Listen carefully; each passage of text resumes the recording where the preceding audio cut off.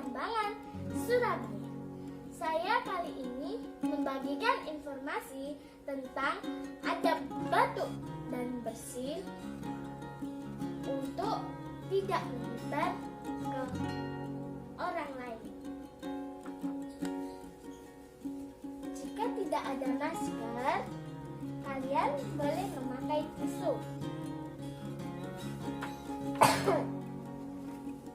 Tisu yang sudah dipakai tidak boleh dipakai lagi, harus dibuang ke tempat sampah. Cara kedua,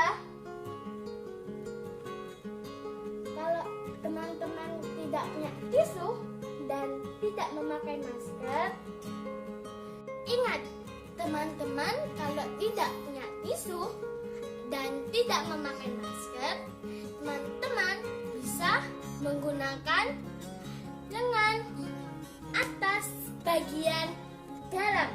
Seperti ini contohnya.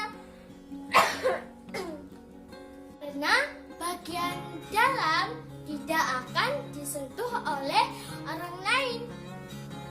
Dengan harapan kuman akan tetap di bagian tubuh kita, jadi tidak tersebar ke orang lain. Demikian tadi adab cara batuk dan bersin untuk tidak menularkan kepada orang lain.